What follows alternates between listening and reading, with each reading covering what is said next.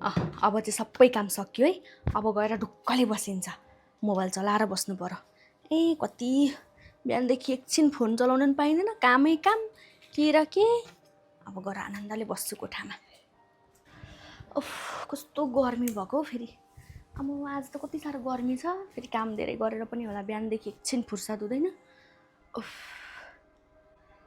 Mobile चलाएर बसिन्छ एकछिन।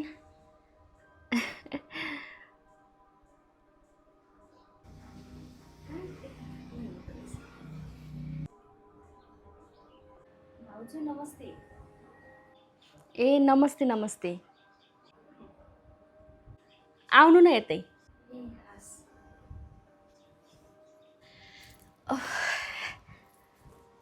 अनि के छ खबर तपाईँको, सन्चै हुनुहुन्छ?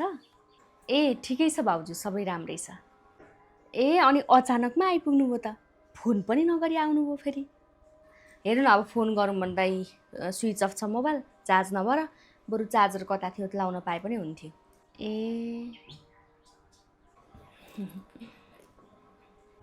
खाना खाएर आयो कि नखाइ है सोध्नु। अनि यतिखेर आउनुभयो, खाना खाएर आउनुभयो कि नखाइकन आउनुभयो? खाना त कहाँ खानु भाउजू, होटलमा पर गाडी त रोक्दै थिएँ। नखाने यहीँ आइपुगिहालिन्छ नि भनेर नखाइकन आएँ म त। खानै नखाइ यो टाइममा? अब यहाँ भाउजूको घर छ, अनि त्यहाँ परतिर गाडी रोक्दाखेरि खाना खान्छु त म नि। अब फेरि आफैले पकाएर दिनुपर्ने हो। सबै काम सकेर ढुक्कले बस्छु। कस्तो भोक लागिरहेछ भाउजू। अनि फोन गरेर आउनुभएको भए हुन्थ्यो नि, अनि पकाइराख्थेँ खाना, अनि अहिले आएर थपक्क खाँदा हुन्थ्यो। अब फोनै नगरी आउनुहुन्छ, त्यही पनि यति बेला खानै नखाइकन। अब फोन त गरेर आउँदा हुन्थ्यो नि भाउजू, के गर्नु, फोनै स्विच अफ भइहाल्यो। अरूको मागेर यसो फोन गरौँ न भन्नु भने तपाईँको नम्बर थाहा थिएन मलाई। अनि उहाँबाट हिँड्ने बेलामा फोन गर्नु पर्दैन त?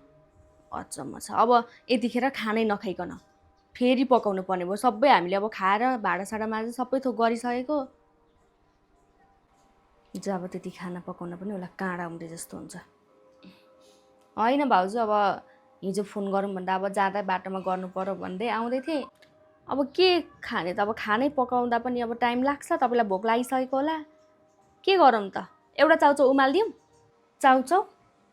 कस्तो चाउचाउ भन्नुभएको? उहाँदेखि गाडीमा आएको छु, थपक्क भात पकाइदिनु न। कति बेर लाग्छ र एकजनालाई खाना पकाउनलाई? कति बेर पनि लाग्दैन, खानै पकाइदिनु मलाई त। तातो खाना खान्छु म त, मलाई त चाउचाउ ल्याउँदैन। ल उसो भए खानै पकाइदिउँ ला। बस्दै गर्नु है, म खाना पकाएर बोलाउँछु। हास।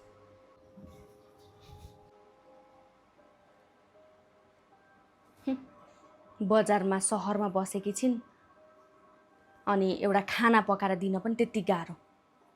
उहाँ गाउँमा लगेर राख्नु पर्थ्यो क्या यी भाउजूलाई त, अनि देख्थिन् कति काम हुन्छ गाउँमा भनेर। बजारमा मजा बसेर खानु छ, एउटा पाहुना आएर भात पकाउनु पर्यो भने ज्वरो आउँछ उसलाई।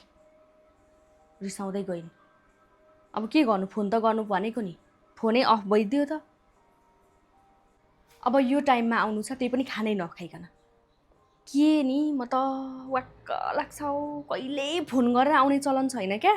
कहिले मोबाइलमा चार्ज सकियो, कहिले पैसा थिएन। अस्तिको चोटि आउँदा नि पैसै थिएन भन्दै थिइन्। एउटा पैसा हाल्न पनि सकिँदैन, चार्ज गर्न पनि सकिँदैन।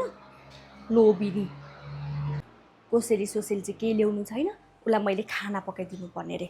म त कति दिक्क लाग्छ हौ। अब यसो माइत आउँदा कोसेली ल्याउनु, के ल्याउनु, भाइ बहिनी छन् के खान्छन् भन्ने चाहिँ छैन। फेरि थपक्क आयो, मैले त खानै खाएको छुइनँ है भनौँ, 11 बजी आयो।